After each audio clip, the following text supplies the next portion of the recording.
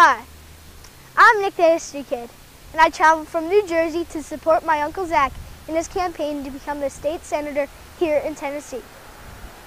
Although I just turned 11 years old, I believe children and young adults should care what's going on in our government. The decisions they make today concerning the economy and the environment will affect us when we're adults. Now let's go learn about politics.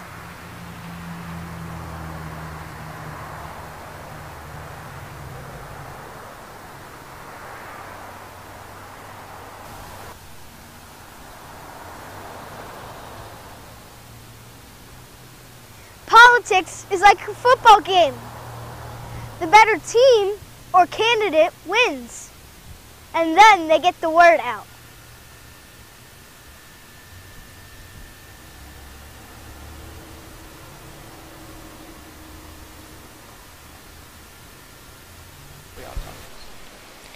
I'm here with my Uncle Zach, and I'm going to ask him a question. Uncle Zach, why did you choose to be a senator of Tennessee? Well, I'm running for the Republican nomination for U.S. Senate because I see our representation in Washington that it's not representing us the people any longer. We have $16 trillion worth of debt, and what's that doing? As you know, I have a daughter who's also 10 years old, and I fear for the country that she's going to have to live in if we don't start turning this around. You know, our leaders have the playbook, and the playbook is the Constitution of the United States. And if we would follow that playbook, we would reduce a lot of the complications, and we would get back to a constitutional government that is representative of the people.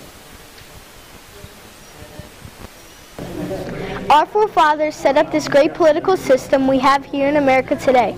Every citizen in this great country is represented in Washington through elections.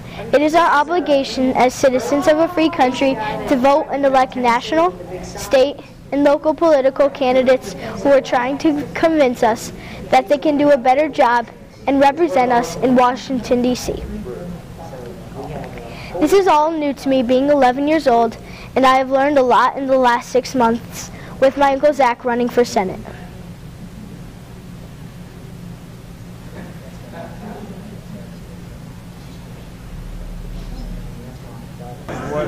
This is what takes greed out of play. The greatest problem we face, and he says greed, I say, well, this is what I'm giving you is what takes greed out of play. So, the greatest problem is we have the 1% ruling today, and that's because we have our politicians bought and sold. We have the money to run both parties.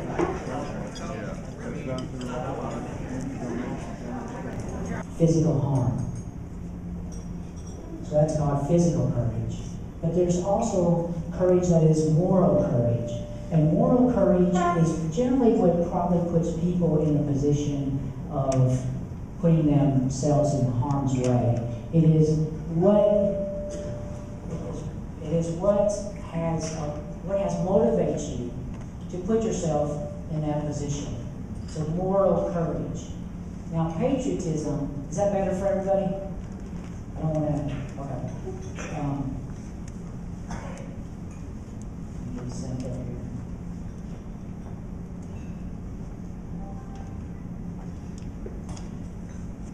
Patriotism, a lot of people say today, I'm patriotic. I'm an American and I'm patriotic. And on the 4th of July, we shoot our fireworks. But are we patriotic?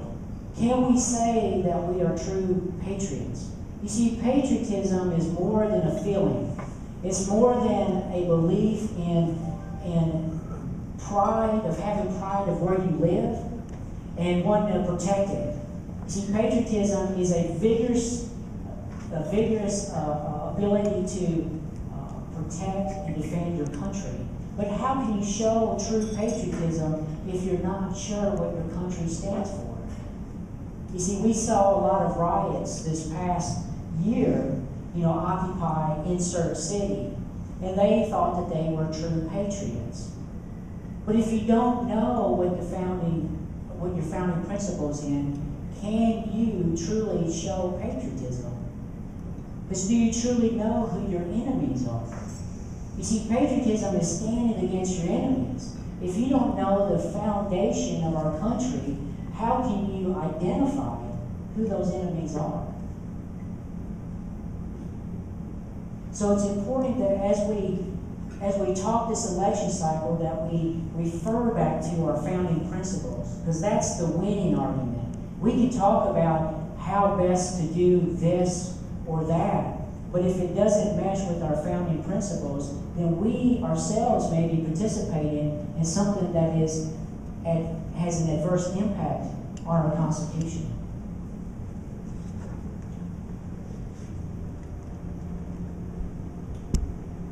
Faith. The faith that our founding fathers had was the faith in the Almighty God. The unalienable, right? It's a big, right? Unalienable, God-given rights, right? That means it's not a government.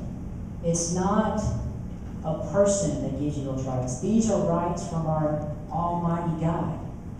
And what we have done is we have allowed our government to take on that responsibility. And they believe they are the source of our freedom and liberty. And it's evident when they try to resolve or try to solve all of our problems. What we're going to do tonight is explore a little bit of our American history. Because it's important before we move forward to understand what is the proper path forward. And we can do that by looking back and remembering what our founding principles are.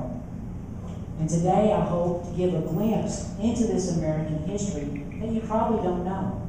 If you do, please act interested. But I hope that it will motivate you to learn not only more about this particular topic, but topics that impact all of us in this election cycle. I would like to close this entry on politics by quoting my Uncle Zach, who is currently running for Senate in Tennessee. Being able to participate in our political system is a gift we cannot waste. We must not take it for granted. We must use it for good, and only our silence is bad. Although I'm in Tennessee, please remember my home state slogan I wrote with my dad. New Jersey, from the Revolutionary War to the Jersey Shore, both history and fun awaits you.